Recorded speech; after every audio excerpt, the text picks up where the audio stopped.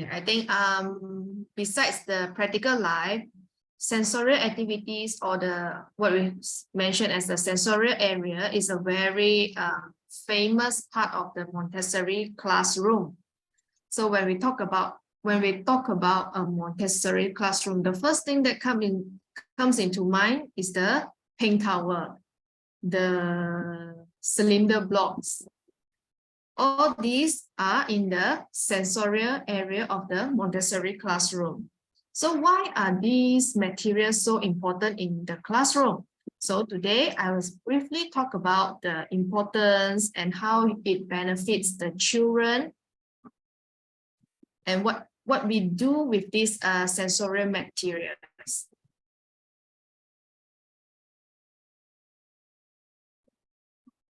So today we will cover a few topics.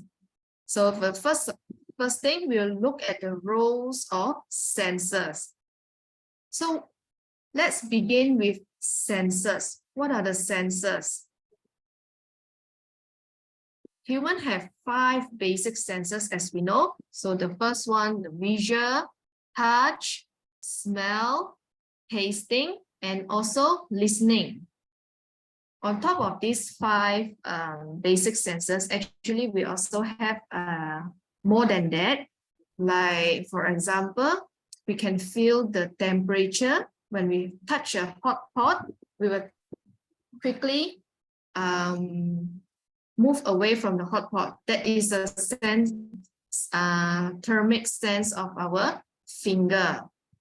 And another one that we have is the weight. When we go shopping to buy apple, do you use your hand to actually weigh the apple before you buy them?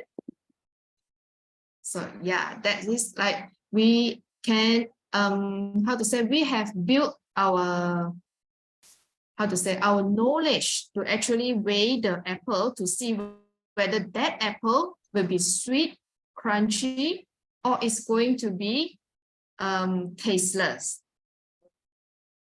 And another very special sense that we have that is not inside these 5 basic senses is the ability to feel a 3D object with our hand without looking with our eyes. For example, when you're looking for your car key inside your handbag, you don't have to look inside your handbag, but you just put in your hand and then you search around and you feel the shape and the size, you know that is a car key. So these are all the special sense that humans have. These senses are very important for us, for the human. It's also very important for the animals. If talk about senses, animals actually have stronger, much stronger sense than human. Think about the dog. They have a very strong smelling sense and also the hearing sense as compared to human. But their senses are predetermined when they are born. Means the dog will have the very high, very good smelling and the listening, but other kind of senses, they cannot develop or cannot fine-tune it. But for human, we can actually fine-tune and refine our senses. The more we use our senses, the more information that we can gather from our environment. This helps us to take in more information of the environment around us. So these senses actually help us in our everyday life. So how does these senses help us? Like, for example, when you are cooking, if you have a refined taste sense, when you taste the soup, you immediately know, oh, this soup is lack of salt or it lacks of pepper. These are things that senses help us to do.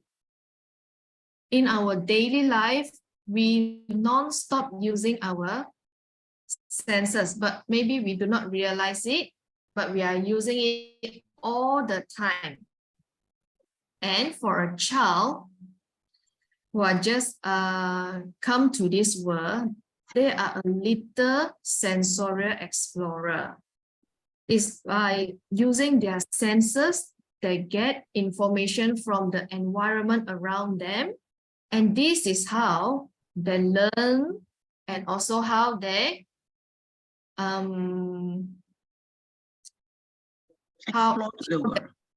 perceive the world. So they will get all the information and then they make judgment. Yeah.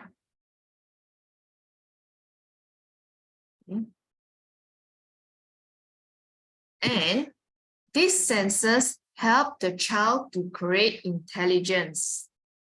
So this is the most important part, right? Why we want to send our children to school is to help them to create the intelligence.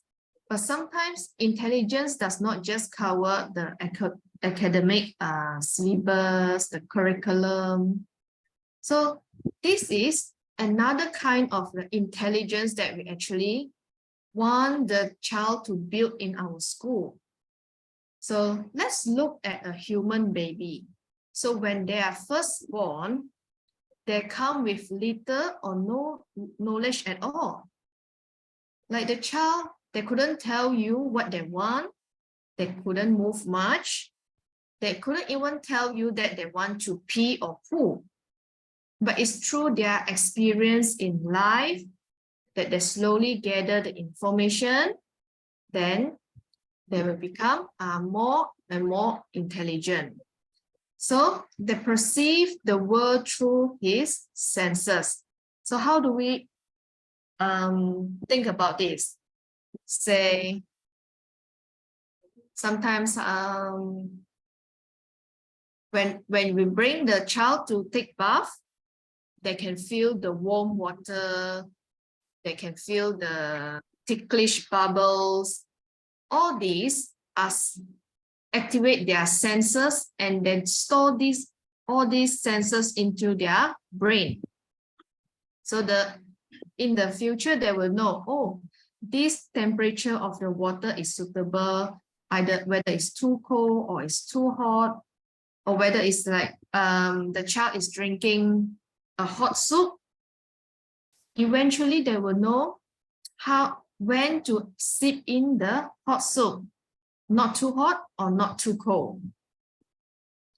All this information, they will gather inside their brain, and the brain will organize this information into a different categories. So one is for the senses of the touch, some is for visual, some is for hearing, some is for smelling, and many more different categories. So why do we need all this information? Because the more information we gather, the easier for us to predict something unknown from the past experience.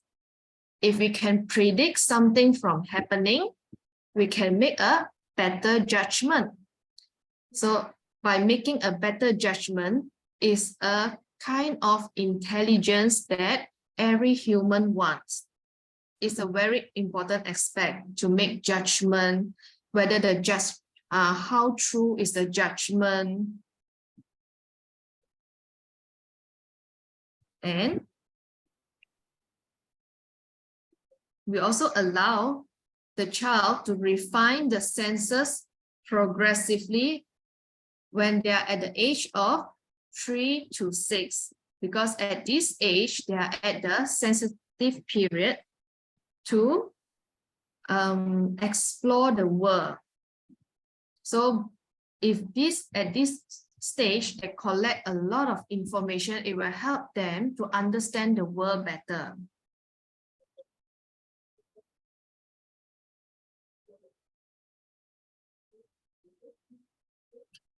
So let's look at the sensorial materials. So these sensorial materials are built very uniquely to serve the purpose of the to help the development of this child. Okay, so let's look at the human ability first. Human is capable of creating abstract concepts. So what is an abstract concept? Mathematics is an abstract concept. In the world of the animals, they do not know what is a 1, 2, 3. They do not know what is a triangle. Even colors are abstract ideas. The smell, the taste, everything is abstract to the child. And this abstract idea is very difficult for the adult to offer to the child. So let's just imagine when we want to offer colors to the children. Let's say we use this mark. We tell the child, this is green. What if the child already know that this is actually a mark? So the child will have a confusion whether this is a mark or is this a green.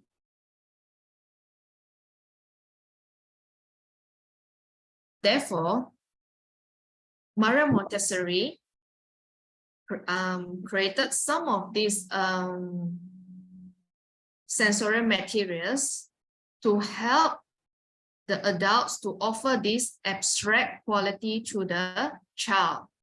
So one of the main quality of this material is the isolation of the quality. For example, for this color tablet, all the color tablets are the same in every way, except the difference at the color. So this highlights the quality that Maria Montessori wants to offer to the child. So this helps the child to focus only on one quality at a time. Secondly, there's also a limitation of quantity of the materials. The number of the materials are not too much or not too little for the child to explore and manipulate. If the material is too little, the child will not have the enough exposure to extract the abstract quality. But if it's too much, it can be confusing to the child also.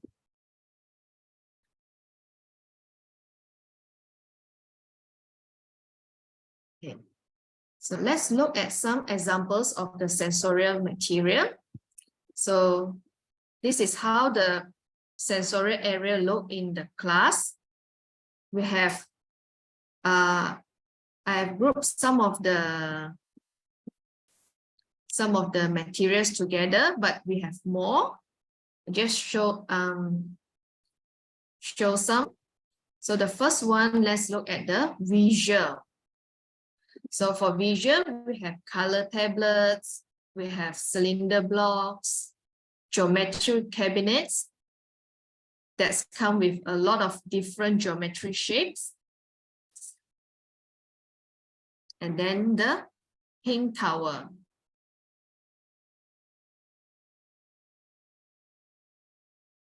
For the touch sensors, we have touch board. We also have fabric, different kinds of fabric for the child to explore. And then we have the touch tablet.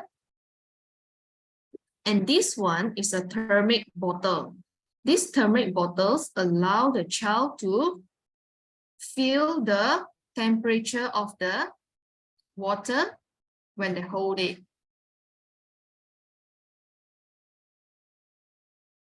Then we have the sound area. This is a sound box. Usually the children will do pairing with this material. And then we also have a very beautiful bells in our environment.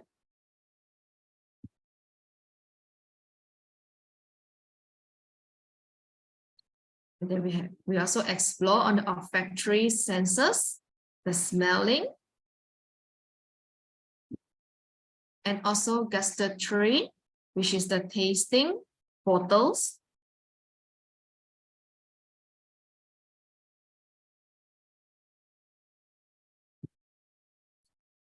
So what do we normally do with these sensorial materials? The first level we always do is pairing.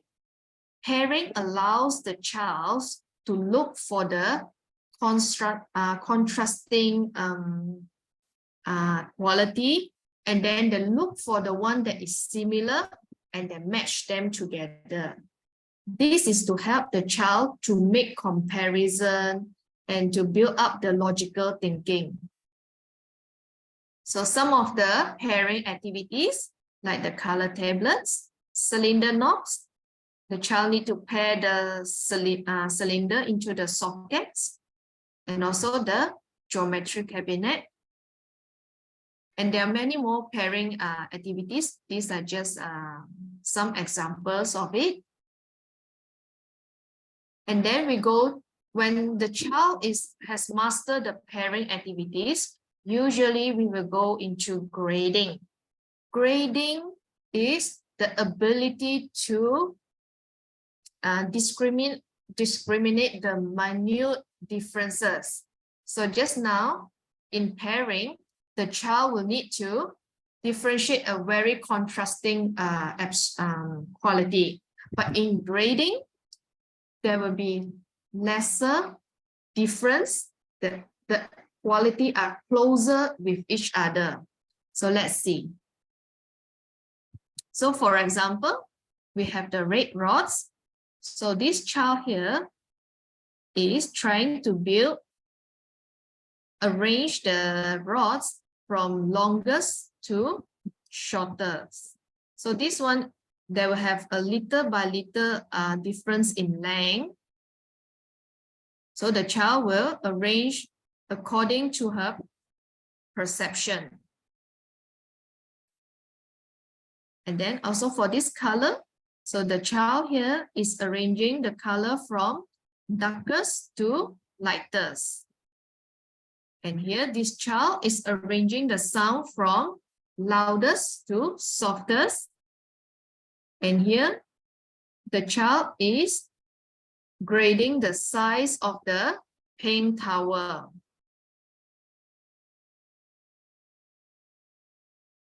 Then the next activity in the sensorial material is sorting. Sorting means that we bring the materials of the same quality together. So we have a few, maybe we have a few different objects inside the bag or on a tray. So the child will try to sort the materials, the objects according to its quality. So usually in these activities, the child are blindfolded. So they will be using their touch sense to identify which objects belongs to the same group.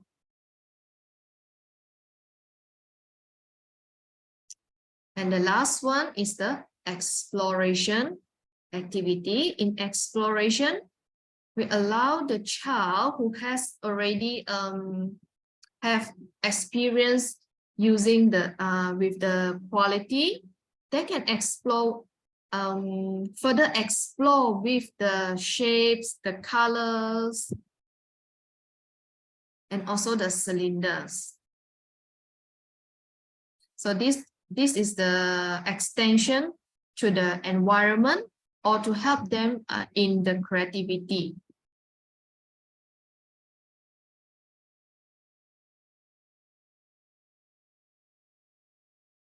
Okay, let's look into the direct and indirect aims of the sensorial activity. So for the direct aims, the first idea that we want is the ability to discriminate. The ability to discriminate is to is the ability to compare, to make comparison, to identify the certain quality of the abstract idea. Secondly, we want the child to have order and categorization.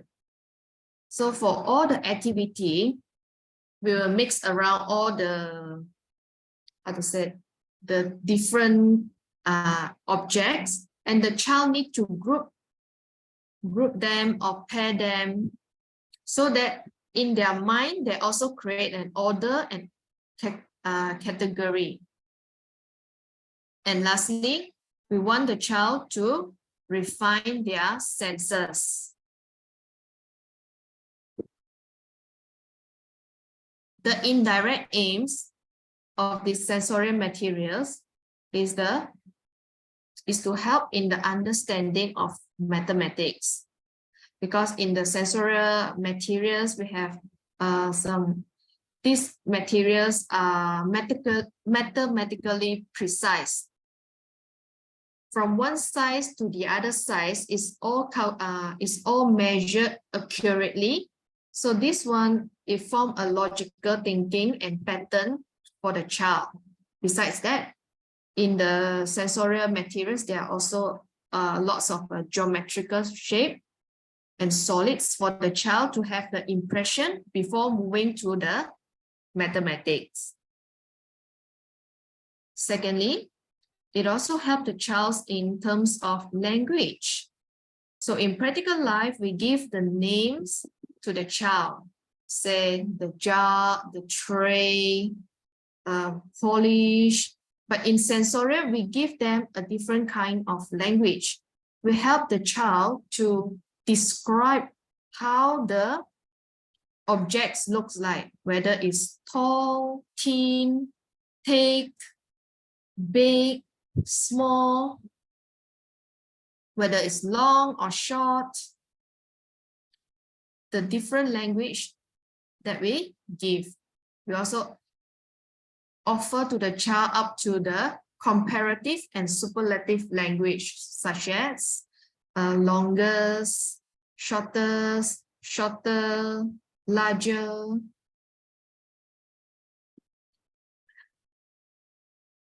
The indirect aims also add elements of human culture into the child's learning. Because all these terms that we learn in the language and the mathematics is a form of human culture. We need this idea. And lastly, is also a foundation of characters for the children. When the child chooses a work, he has to complete the work that he chooses. This helps them to build up their will, their grit to complete the work cycle.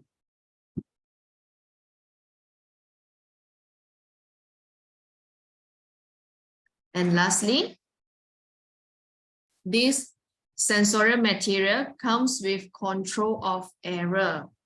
So in this new generation, we try not to tell the children, oh, you are wrong. You made a mistake. This is wrong. So how do we correct the child if we cannot say all this to the child? It's not that we allow the child to make mistakes all the way, but these material are so specially made that they will tell the child that you have made a mistake. For example, the first criteria is the lies in the material. So for example, the child is working with the cylinder blocks. If the cylinder couldn't go in, or is too high, or it comes in too deep, it tells the child that, oh, maybe I have put in the wrong cylinder into the socket. So this is how the material itself is the control of error for the child. So the child do not have to ask for the adult, oh, teacher, have I done it correctly? But by just looking at the material, the child will know, oh, I did something wrong. So the child will correct himself without asking for a doubt. So this is also known as something as auto-education. And then the second control of error is the child's own perception. So let's say when the child is building the pink tower, so is the shape of the pink tower, and by the look of it, it will tell them whether the child has arranged the pink tower in the correct sequence or not. And the pink tower is always displayed in the right order in the environment. So this already create an impression for the child. So it helps them to know whether they have built it correctly or not. And lastly, this one, the control of error lies in another sense. For example, for the sorting activities, when the child removes their blindfold, immediately they can see whether they have sorted the objects correctly or not. So these are the three. So these are the three control of error. So that's all for my sharing.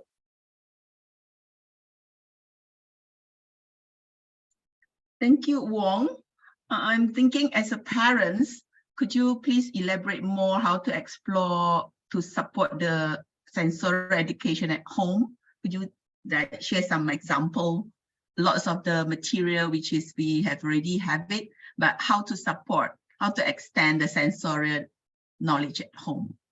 I would say cooking or baking together is a very good sensory support at home. See, you can taste, you can smell, you can touch the ingredients. You can even teach mathematics with the ingredients, like cut this into half. What shape is the tomato? So these are all the sensorial experience for the children. So I would say like having your child to join your cooking or baking session will be a very good support from the home. Yeah, kitchen is a excited laboratory for all of us, right? I think besides cooking, gardening, explore to the nature, playground are all support. So, well, thank you, Wong, and then welcome all parents to raise your question or share with us some of your feedback. You can unmute yourself if you want to share with us.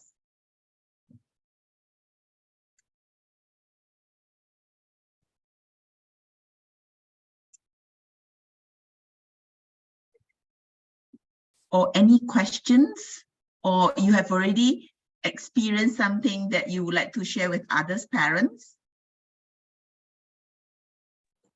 Hi, this is Rachel here. Yeah. I just wonder now, all the activities in the school, is it differentiated by age, or at any age they can do all the activities that Ms. Wong shared just now? Like for example, the number of the rod, longest to shortest, or the pink tower. Does it mean like it is more suitable for a bigger child, or they can actually start at 3 years old when they starting the school on the first day? Is there any age, how do you say? I mean, different activities for different kids at different age group.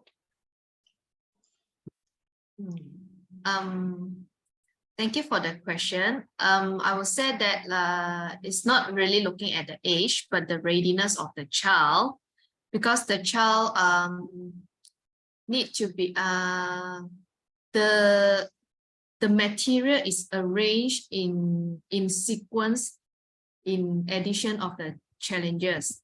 So we will offer the easiest one and then we'll move on to the harder and harder, more challenging activity. So the child cannot just pick something from the shelf and wants to do it. So at least the teacher will need to know that the child can already do the first few activities before going to the middle or some another activities. I would say all the material are laid out to welcome all students to explore, from left to right, from up to down, from simple to challenges. So they are all welcome to explore accordingly. And some of the senior students will also do the exploration or creativity by using the sensorial activity and all the apparatus that lay out. Basically, if the student come in at 2.5 years old, or before they turn to 4.5 and above, below 4.5, or sensorial experience, or sensorial material should be introduced. So also answer the question from Jaden, from Jaden. So want to ask if it cope with the syllabus when entered to the primary school. For the primary level, we have a more like mathematics, languages, and culture to cover. Practical life and sensory is a very basic foundation for them to consolidate the basic skill. So for this, we will elaborate more. Welcome to join our another 3 more sections in future, in each and every month. So here will be the ones that we would like to share. And the students, when they, because this is a little society, they can explore and then observe how the rest of the classmates do the same activity at the same time. Even they use the same apparatus, but the different skill, different challenges, different level of the difficulty to be solved. So here are the beauty of the Montessori sensory education. And then the whole sets of the apparatus are scientifically proved for them to explore accordingly. Again, practical life and sensory are all the foundations for them to build all the basic skill. Thank you. So if the child actually is interested in something very difficult, but then when he tried to do it and he found that, oh, I do not know how, then he just give up. So actually, how to encourage him, or how will the teacher go on this? Like maybe the teacher will ask them to go for an easy activity first, or how? Because children are very curious, right? When they see something is something weird or something they never see before, they want to try it on. Then end up they found that I don't know how to do this. Then just give up. I don't want to do anymore. So how is the teacher face this kind of situation? Since all the apparatus are all laid out, so the easy and the difficulty is really based on their understanding and their concentration span, because the whole classroom are open. They are not only to observe how the teachers guide them accordingly, they also have a chance to observe the rest of the senior students hanging around. And then of course, when they meet the difficult and challenges, they will say, oh, I want to put it back. Well, they can always put it back, but we will encourage them, and then we'll take our personal individual lesson plan with the different students. We will encourage them to come back again to retry. Would you like to try tomorrow? Today you want to put it back, right? Okay, then you can put it back, because the work cycle is also very important. They're allowed to put it back when they're ready, or tomorrow each and every teachers with their lesson plans will guide them. Would you like to try this? Yesterday you guys explored this. I introduced to you another way of doing this. Let's go. Something like that, to invite them to redo again when they feel like failed last times, the yesterday or the day before. But the encouragement was still ongoing. Besides the teacher's guidance, they also have lots of chances to observe the rest of the students doing the same apparatus again and again in this dynamic classroom. Anything from, yep. Anything? The next time the child try on again, the teacher will actually guide them on how to do it. Yes. Yeah. When the child is ready, and the teacher will offer to the child again. Okay, because at home sometimes I see my son playing with something and he found that it's very difficult, then I just walk away. I don't want to play anymore. So I wonder, how should I encourage him to keep on trying, Yeah. Yeah, the keep trying is one of the skill, and the perseverance skill, we say, is one of the skill that we will encourage them from time to time, but not the same apparatus, because we have few hundreds of the apparatus laid on the classroom. So they will explore and then they will observe accordingly. So also answer to Arona's mother, even though they are very passive, as your message saying, he just walk around. But we also observe a lot of this kind of students, they walk around, they observe, but once they start to explore, their perception, their coordination, their concentration span will be perfectly done. Because some of the students, they are very passive, they want to observe until they feel very confident, then explore. So don't worry. The whole dynamic classroom encourage them to work on their own pace, to pick up some skills that they are ready to when they are ready. So of course, teachers will also take a serious notes about how to encourage them all the time to join, especially the language, all the activities, how to express themselves, how to seek for help, how to coordinate and work together with others peer. I think socialization, confidence levels, and the concentration span, these are all the basic foundations that they will pick up. So don't worry about the observation.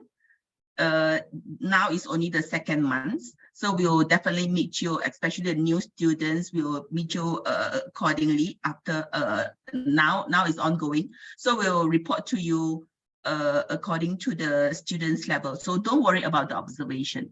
Anything from Wong you would like to extend? And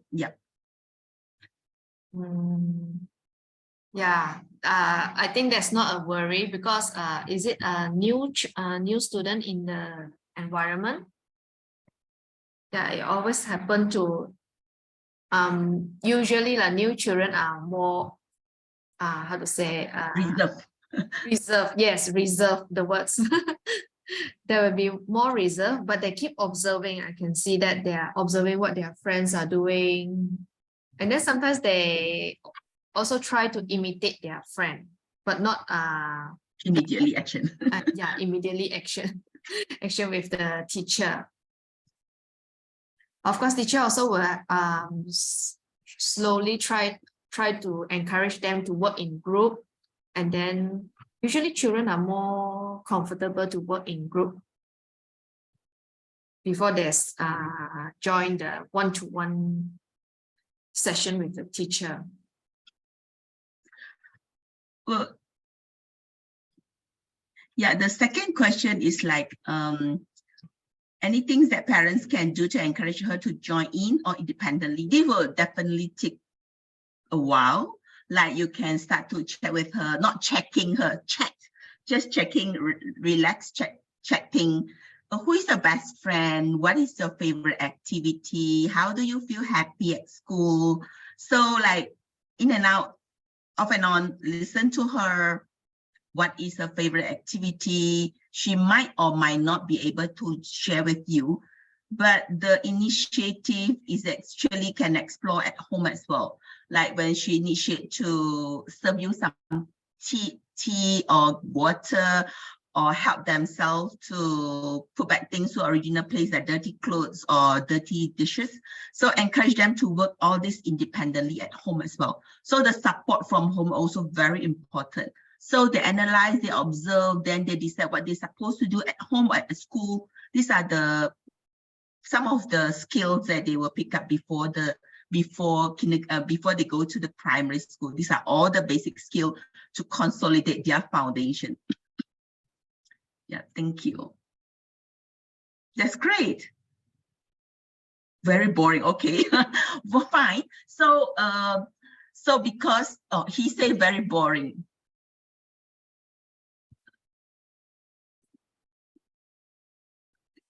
Okay, can Arona? Teachers, yes, she told us it's very bored in the classroom. Okay, maybe Arona teachers who can support us, like how she behave in the classroom. because sometimes, yeah, maybe we can listen to the teachers. Hi. Yes, Tian Tian. So basically, actually, Aurora is trying her best, like pick the things that she is interested. But actually, I did let her try some new apparatus or the new practical life. But she still needs some time to gain confidence on doing new things, because when she because from my observation, when she feel there's a challenges, and she will give up easily. Of course, like the teacher will encourage her like to continue, but then she will just keep back the apparatus and do the one that she's really confident. When the students meet some of the behavior like this, or when she claim back she's very bored, or maybe sometimes the way that we talk to the child is like, well, so what are the apparatus that you use? Because according to Tian Tian, she try, and then because all the apparatus, just like what you observe, what we lead you to the classroom, is that all welcoming open shelf for them to explore accordingly. So maybe this is still the time for her to explore and then consolidate some of the skill. Some of the challenges of the new apparatus from sensorial and practical life, they need to explore more skill like concentration span, coordination, independence, and order. But anyway, thank you so much, Arona mother, to raise this. We will work with Tian Tian and the class teachers Pei-Ting to understand more about how is her progress, what can we support more about the exploration enough to in the classroom. But thank you so much for bringing this up. Thank you. Can I ask, since just now you were talking about hundreds of apparatus, right? So can the kids actually focus in what they want to do? It's like so many things, maybe they do not know how to pick. Because at home, I do not know how many should I offer to him. Sometimes I'm worried that he play this one for a while, then play that one for a while, play this one for a while. It's like never focus and do not have patience. You know, what can we do at home to encourage the kid to do something in focus, to try on, instead of do this one a bit, this one a bit, that one a bit, you know? Well, So Rachel, thank you so much for your questions. yeah. Okay. So Thank how, you. how the teacher controls this, or the child actually pick whatever? Well, Rachel, thanks for your questions. Each and every apparatus in the shelf, especially the basic skill, they will cost like maybe for the practical life, it will last for a few minutes to maybe 10-15 minutes. But the work cycle is crucial, which means they can take it out, tuck out the chair, sit down, do the works accordingly for a few minutes to within 15 to 20 minutes. So once they want to put it back, they need to put it back. They have to stand up, tuck in the chair, and then put back things to the original place. This is considered a whole work cycle. So we are fine to introduce and allow students to pick up all the apparatus from the open shelf, but make sure that they put it back to the original place. And then this is not only monitored by the classroom teachers, but also monitored by all the senior students, which means that even though they stay in the classroom for half year or 1 year, they becomes the senior, because they know all the ground rules, which means the walking feet, indoor voice, and put back things to original place. All the routine, all the work cycle, they already know. So when you observe at home, when the child wants to explore to another apparatus, they should have, or another choice, they should be able to put it back to the original place before they explore to another apparatus or toys. So here are some of the ground rules at home. We have the school rules, so you also need to establish your home rules to make sure that they listen to you. For the rules, you have the say. For the classroom rules, teachers have a say. So The there's some rules at tips. home always doesn't work. Pardon? The rules at home always doesn't work. Okay, Okay. always never listen. I tell you, Mommy, it can be work. If you and your family member consistently follow these rules. For example, if the child cannot put it back to the original place, you hang up in the transparent plastic, hang it up. You say, Mommy can help you to put back things to original place, but I'm so sorry, this is Mommy effort. You don't have the right to play in future unless you put it back. So I think teachers need, all students need lots of guidance and boundary guideline to make sure all the house rules work. So don't give up because the child is only below 6 years old. To establish their their house rules and then follow you is a long way to go. If you cannot establish when they are before 6 years old, it will be harder in future. So let's go together. If you have this kind of difficulty, welcome to raise up, and then we can discuss further about how to establish your ground rules at home, which is very crucial. Anything? So you mean if he is not able to keep it back, then I'll just keep the toys until he can do it next time, is it? No, you can guide him, you can assist him, you can assist her, you can assist the child along the way. But meaning that you need to let her know, I can work together with you, not you are helping them. Not you are assist them, push them to the certain level that they are able to do it, and then they need to do it independently. Okay, because he always tell me, Mommy, please help me. It's too much already. I cannot keep it. Okay, one tip is that in future, you divide it to more small portion of the toys until she say, oh, just nice for him or her to put it back. Like our classroom, each and every choice is very simple, but we make sure that put it back to the original place. 1 or 2 minutes or 5 or 10 minutes can be finished. So you make sure that you observe how they play the choice. You split it to the small group. So, Mommy, can you help me? Mommy, this time can help you, but I believe that you can help yourself in future. Let's make it to the small portion, or I can help you, but Mommy also sometimes busy. So you can let her know, this is your work. You need to put back things by yourself. Of course, I can guide you along the way, but I'm slowly let you know that you need to be independently put back things to the original place by yourself. Okay. Try. Thank you. Yeah. Right.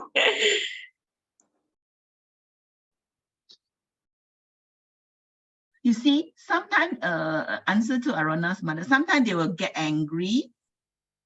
Sometimes they were frustrated. Sometimes they were manja. But no matter how, please draw the boundary, meaning that this is your place. This is your choice. If you are not able to put it back to the original place, I'm so sorry, Mommy have to put it, keep it, or we donate to somebody. So if you feel angry, you can say some words like, I know that you are angry, but Mommy can help you, but we can do it together. So angry, find out the way that how she feel anger, what is the points, and then can guide her along the way. Because as an adult, we also know that angry is not the way that to solve all the problems, right? So guide them along the way. What is the life attitude to carry on some of the challenges or difficulty that we need to solve in future? Yeah, hi, Miss Sophie. Yep. Miss Sophie and Miss Wong, hi, afternoon. Yep. I think I have the same problem with Rachel. Every time, every day, my child, Sheena, come back from school, very hyper. Once she get home, and then she want to messy all the toy and everything in the living hall. So, is it I can keep all the toy in the storeroom and keep don't want to let them see. Is it the best way? Is it a good way I do that? Sorry. That's why I was asking, should we actually offer a lot of toys? Because at school, so many apparatus, right? But at home, if too many, also a problem for them. They play everything on the floor and never keep. Because my living room is a lot of toy I keep in the cabinet. But when Sheena come back home, she will find everything out and messy everything. Every day like this, I really make me very crazy. Okay, Connie and Rachel, tips for you. Make sure that for a week or two, make sure that whatever works that they take it out, make sure they put back things to the original place. I know will be very frustrated when they feel, or maybe they feel angry or hungry, or you also will tired how to handle it. When you are ready, I mean that when you are ready, when the children condition is good, make sure that she need to put back things to original place. We don't want to fight with the unready students that like when she feel hungry, when she feel tired. So not allow her to do all these things. Let us finish our food first. Make sure that he is good in a good condition, meaning that good mood, not hungry, not whatever it is. But make sure all this boundary have to be set. Yeah, I think Sheena is excited, too excited. When she come back home, very excited, want to playing all the toy. Yeah, excited is allowed. When the students go inside the classroom, they also feel excited. They want to take all the things. Can you imagine we have 20 of us students or 30 students in the classroom? They also want to do, but our teacher's eyes is very sharp. We make sure that they put back things to the original place, and then one at a time. So make sure this a week or two, make sure that he only allowed to take one at a time. Put back things one at a time. A little tips, but you need to follow up closely. Okay, so is it now is the best way I keep all the toy in the storeroom first and slowly explore? Yes, if you can make it, because if you feel so excited, if she's so excited she cannot control herself, you need to help her to control herself. Keep first. Okay. Introduce later. Okay. So I also have another point to add on. Yeah, usually I will categorize the toys so into a smaller and less numbers of toys in one box or tray. Usually I use box. So the child will need to keep one box before he can take another box out. Because sometimes also I can feel that the child, when they take out too many out, they feel overwhelmed and they do not know how to handle it. They don't know how to handle the situation. So just a smaller amount of the toys for them each time. So let them have that cycle, small amount, play, keep back, then only take another toys out. Yeah, I do so because I got cabinet. I label it already, each category in the one box.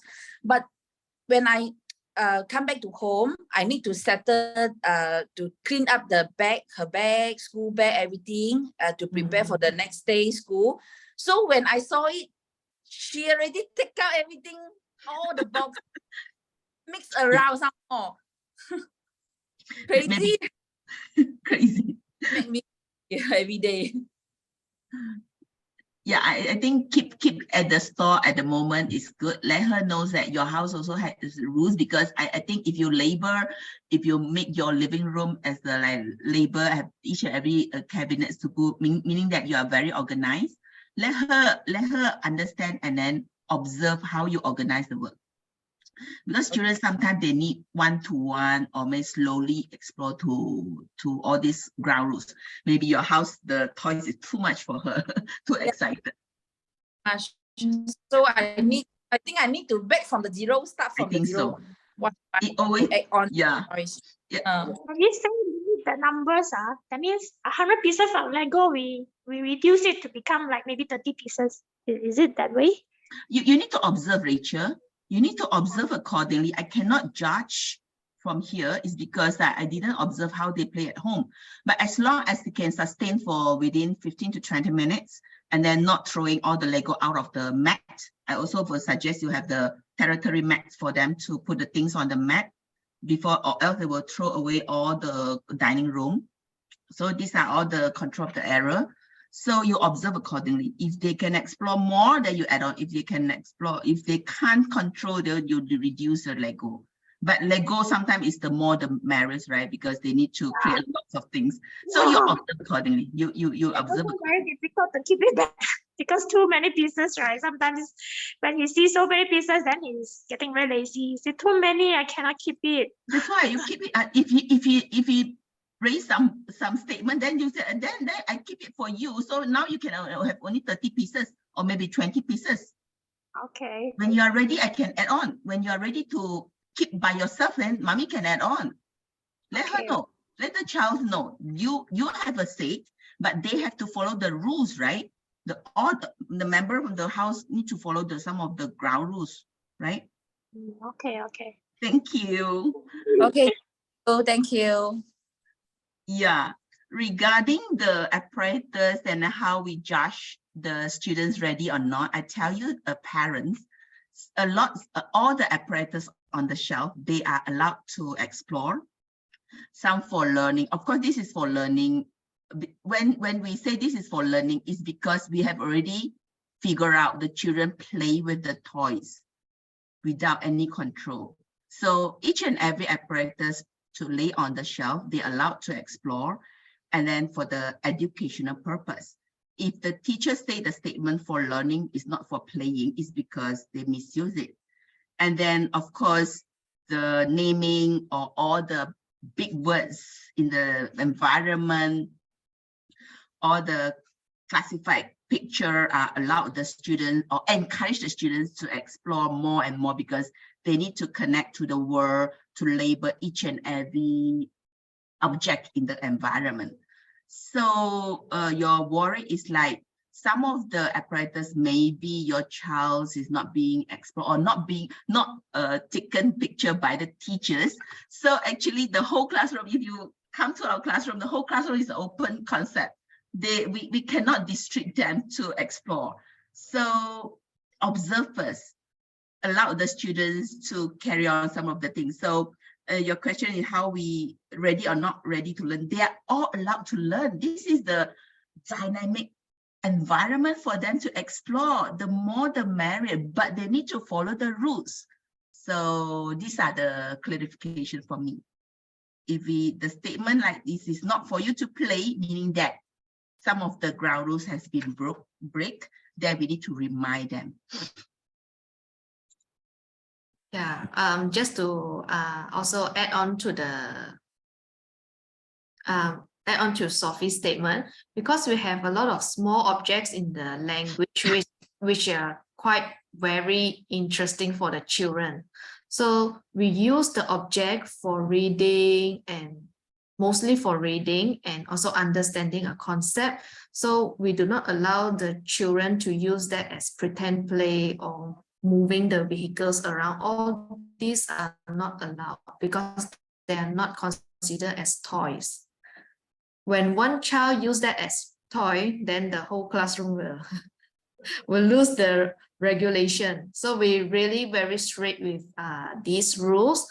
None of the object can be used as toy, even though there are cars, there are vehicles inside, there are bus. So these are just to use for a reference object for reading. So other than that uses, we really strictly prohibit the child to use it. They like to play. Yeah, they like to play with the toys, little cars. Maybe they just move around to the whole classroom. But we limit them to maybe a table or a mat only. So maybe he feel that, oh, why not? But yeah, we serve the learning purpose.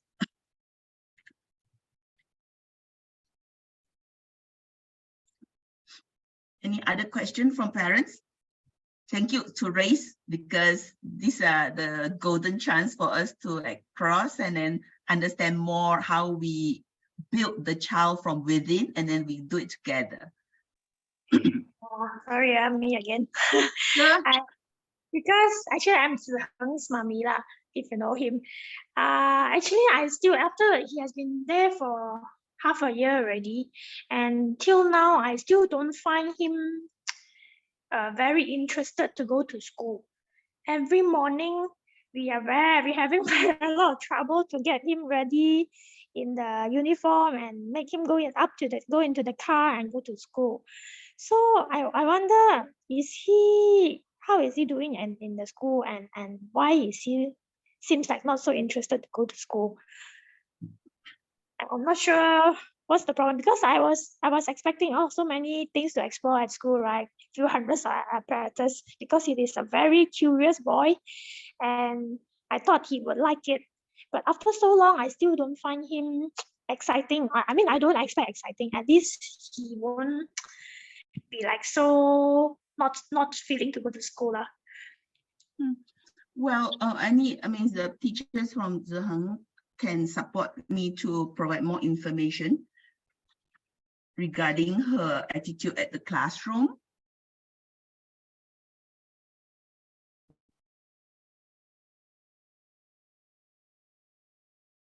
For my experience that I work with Zheng, is like he is a very good observer. He can connect, I think before last year, because you say he came into the school for half yearly. So he explore and then he can pick up some build, and then he can concentrate to do some things. But maybe some of the difficulty, I think it's from Dragonfly class, right? Yeah, correct. And can you support? Because, yeah, I worked with this child before. Where's Anne?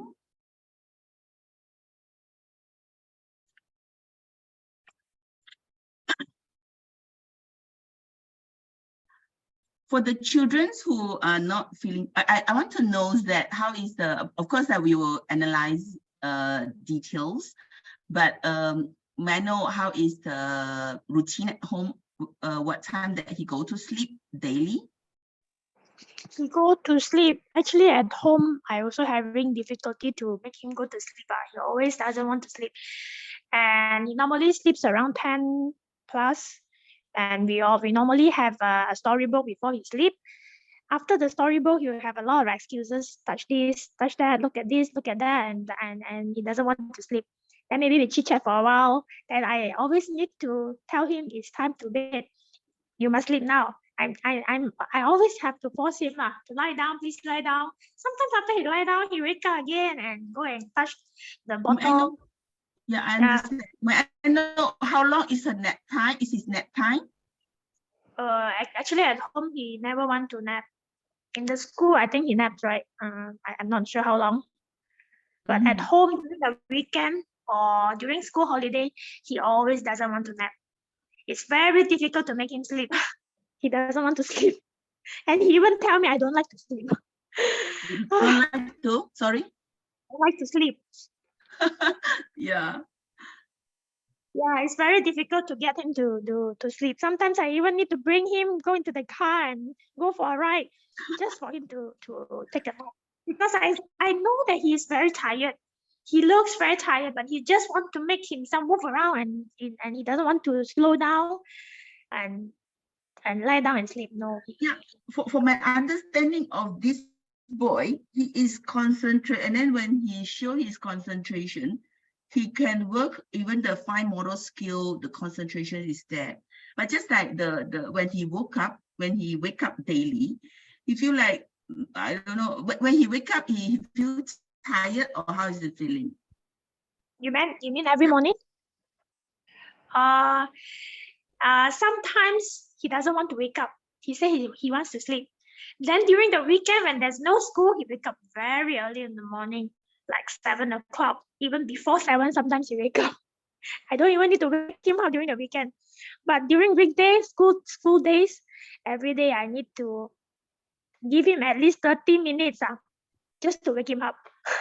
I mean, I don't find him having interest. Oh, I want to go to school. I have things to be done at school. I have a lot of things to explore. I don't find this now after half a year to the school. Is there any problem? Anything that I should worry? because every day morning I need to help him to wear his clothes, his socks, his shoes. He's not doing it himself. If I need to wait for him to do it himself, then he don't need to go to school already. It will take like so long for him to complete all these tasks where he actually can do it, right? But in the morning cannot. After so long, still I need to do this for him. Brush his teeth and keep chasing him to eat his breakfast. Oh, it's very tiring. So that's why I don't know where the problem is. Okay. Yeah. And would you like to say something about Zheng's progress in the classroom? Now? Okay. Yeah. Some I mean because the Okay. 子恒其实在教室，他是一个观察很细腻的孩子。首先他不会把教具当玩具了，这个是他很尊重我们的教具的。然后他做的东西都很规律的，然后刚才你说到他是比较在学校5岁的时候，他是比较难睡的孩子，他是不爱睡的，但基本上他都会睡。因为我们有让他睡觉，基本上最少会半个小时。这个孩子他在准备他自己的东西的时候，其实是很完整的。我只要教过他一次，好像今天我们会说，我们做 Sensorial 的工作，我只要带过他一次，他就会自己去继续他的后续。那之前所带出的一些基本功，他都可以做到的。那后续他都也可以达到我想要的一些孩子的一些表现，他都可以做到的。那他自己的 care of self 呢？比如说，因为他是 daycare 的小朋友，那洗澡啊，或者是收拾衣服啊，他都很 caring， 他都很 care 他自己的 belonging 的。他会把他的衣服、袜子、口罩一定会放进书包里面的。所以你说他早上可能有些小朋友早上起来会有起床气，这个是我相信他会有。那进到来教室他就很规律的，他会进来放书包set attendance， 然后开始去 reading corner 看一下书，然后就开始进入他的工作了。他基本上每一天的工作规律都会是这样子的。然后在学习上他有很不错的表现啊。因为他今年才进入4岁，一些基本的数学加法他都已经可以掌握得很好了。所以在学校是没有什么问题啦。对啊对啊，我一直跟你说他在学校是算是很不错的孩子了。我观察这个孩子，他的情绪也很稳定，他做东西也很稳定，他是很稳定的孩子啊。为什么在家不是这样？我不知道，可能在家里有妈妈的依赖吗？孩子一定需要一个妈妈的依赖呀，你就给他。但有时候他也是会跟我耍娇，那我会由得他的，有时候啦，他不会常常，他会跟我说 Miss， 我今天可以不要做这个，我说可以啊，那你就休息一下，等下我们再回来做。我不会很强逼他的，因为我知道他的规律是在那里，他答应的东西他都会回来，他答应我的东西他都会回来找我的。比如说我说今天等下你做完这个，我们继续做我们刚才没有完成的工作。他做完他的工作，他就刚才我们的工作还要继续吗？他会这样跟我说这些东西的。是啊。OK。OK。因为在家上他就是这样每天好像很不想去，我不知道什么问题啊，所以了解一下在学校是什么情况。所以他在学校的跟朋友的关系也很好啊。As I observe, this child is quite a stable child because he followed the rules. He understands what he's supposed to do. He put back things to original place. He respect all the students and then make a very good relationship with the friends. So I think maybe what we analyze is like the progress, because he joined us in 3+, because the concentration span and the coordination that I observed from the beginning is very good. I worked with this child before, And then according to N observation is also quite stable, and then he progressed steadily in the classroom. So maybe the only reasons that I can analyze is like maybe he feel like not that relaxed at home, like home, and then he feel very tense and he need to do everything perfectly. He feel like some of the thing he need to be challenged, but we'll keep you update regarding his progress, especially we will and we'll arrange the time, maybe we meet, see how it goes. But generally, because I work with this child, and then some of the basic skill, the understanding, the concentration span is meet to the levels. A very normal child for us is like, so if they refuse to the school, maybe it's the only thing is like he feels like really a lot of rules like he need to follow, and then need to be a good boy in the classroom, be social. I don't know, this is what I understand. Yeah possible then, because at home it's really very hard to control him. Yeah, he feel relaxed at home, but school, no, he's very behaved because he's sure. I think when the beginning of the class I already observed this boy. Yep, is it okay? Then we see how it goes. Okay, thank you.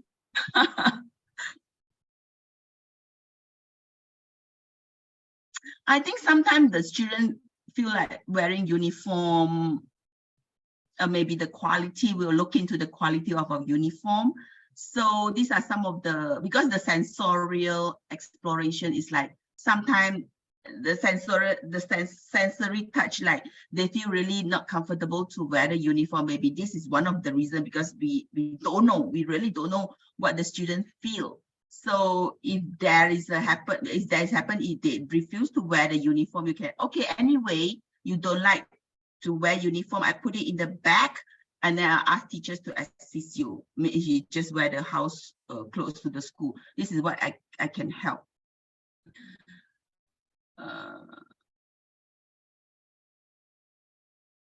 You see, the weekend program is not same as the Montessori program. Weekend program, that within 1 hour or 40 minutes, they need to achieve certain objective. But Montessori school is a second home. So they need to do a lot of things independently. They need to analyze, they need to observe. So it's totally different. We are not encourage the parents to accompany them. So these are the different approach. Wong, do you want to elaborate more about these questions? Yeah, I agree with Sophie that the weekend program is not necessary.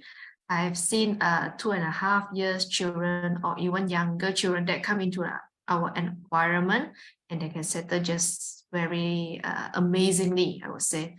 The younger they come in, the easier for them to adapt actually. And of course, one of the Montessori philosophy is to help the child to gain independence. So without the parents' accompaniment is better, I would say. They will build up their independence faster. So for me, it's like one of the crucial way for the education is to lead them to be independent.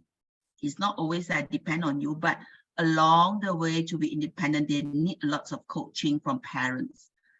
So yeah, these are some of the suggestions or tips. Any more questions from parents?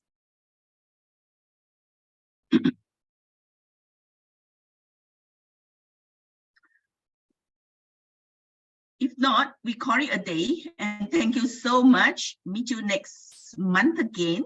And then welcome to chorus, not only for this parental meeting, we have another 3 more sections, which is for the languages, mathematics, and culture.